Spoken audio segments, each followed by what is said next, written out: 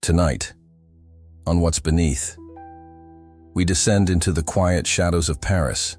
Beneath the twinkling lights lies something forgotten. A secret room, a silent war command post, tunnels that whisper of stories left behind. Beneath the Eiffel Tower, there's more than just steel and stone. Let's uncover what history left buried just beneath the surface. Welcome to What's Beneath, the series that dives below the surface. And today, we're going beneath one of the world's most iconic landmarks, the Eiffel Tower. Did you know there's an abandoned secret bunker underneath the world's most famous landmark? The Eiffel Tower is one of the most iconic structures on Earth, instantly recognizable, proudly Parisian, and steeped in history. But underneath its iron frame lies a story that many people have never heard, and it's a lot darker than you may realize. Let's begin at the surface. The tower was built in 1887 and completed in 1889. It was meant to serve as the entrance arch for the Paris World's Fair held to mark the 100th anniversary of the French Revolution. The French government launched a competition for designs, and engineer Gustave Eiffel's company won the bid. His design was bold: 300 meters of wrought iron assembled from over 18,000 individual parts, held together by more than 2.5 million rivets.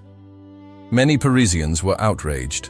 Writers and artists signed petitions calling it a monstrosity. They said it would ruin the city's beauty. But Eiffel defended his creation, calling it a symbol of modern science and French ingenuity. He even compared it to the Egyptian pyramids, predicting that people would one day see it as timeless. Here's something most people don't know. The Eiffel Tower was only meant to stand for 20 years. Its original construction permit stated that it would be dismantled in 1909, but something unexpected saved it. Radio. Gustave Eiffel installed a radio antenna at the top. As wireless communication grew more important, especially during the early 1900s, the tower became too valuable to remove. It was transformed into a military radio tower and eventually helped intercept enemy communications during World War I. Today, the Eiffel Tower still serves as a broadcast antenna, transmitting radio and TV signals across Paris. But that's just the surface. Let's talk about what's beneath it. Each of the Eiffel Tower's 4 legs sits on a massive foundation. The 2 legs nearest the Seine River were the most challenging to build.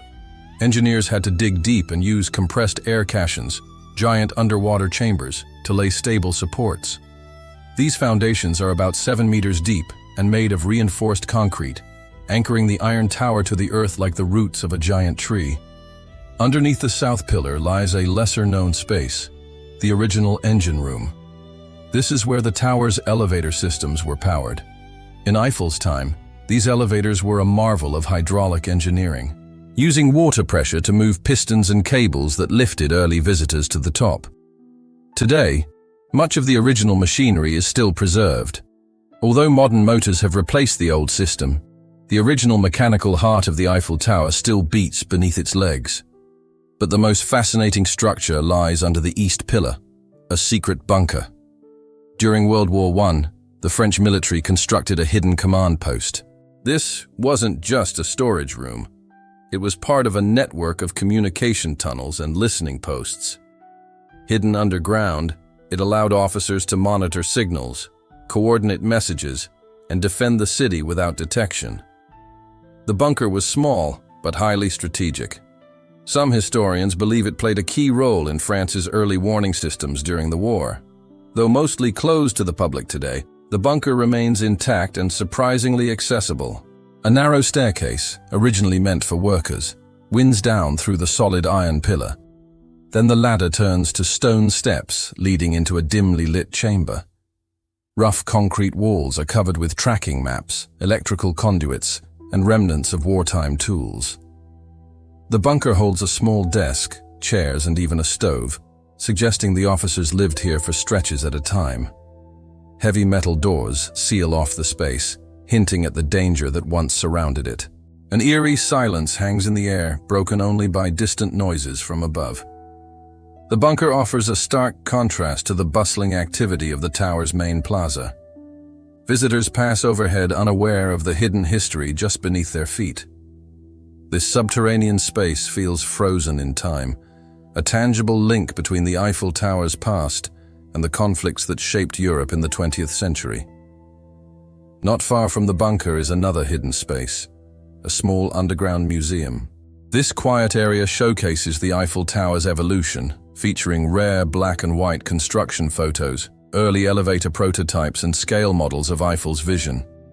This dimly lit room is filled with artifacts from the tower's controversial beginnings. The walls are lined with old blueprints, personal letters from Eiffel, and exhibits explaining the engineering marvels of the structure. One display case contains a lock of Gustave Eiffel's hair. A small wax figure of Eiffel himself stands beside a model of the tower, gazing out as if surveying his life's work. The museum pays tribute to how the tower transitioned from a controversial project to a beloved global symbol. As you go deeper, you'll find a web of maintenance corridors, utility tunnels, and old cable routes. These paths were once used by engineers to run water lines, power cables, and drainage systems beneath the site. Some of these tunnels remain active, helping manage modern lighting systems, electrical equipment, and climate sensors. And then are the rumors.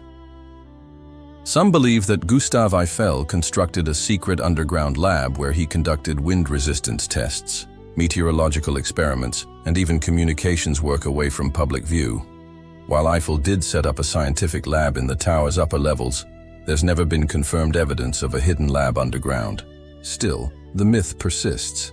Others believe there are escape tunnels built during construction, designed to help Eiffel flee if public protests grew violent. While these tales haven't been proven, they reflect the tension that surrounded the tower in its early years.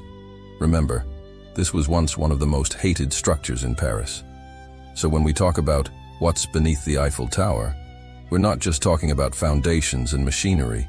We're talking about hidden bunkers, lost tunnels, wartime secrets, legends of royal blood, and whispers of the Templars. Today, more than 7 million people visit the Eiffel Tower each year. Most take the elevator up. Some climb the stairs. But only a few ever wonder about what's below. Underneath it all are the forgotten chambers, the old war bunkers, the mechanical systems, and the myths, all working quietly to support one of the most photographed, most visited, and most beloved landmarks on Earth. So the next time you stand beneath the Eiffel Tower, remember this.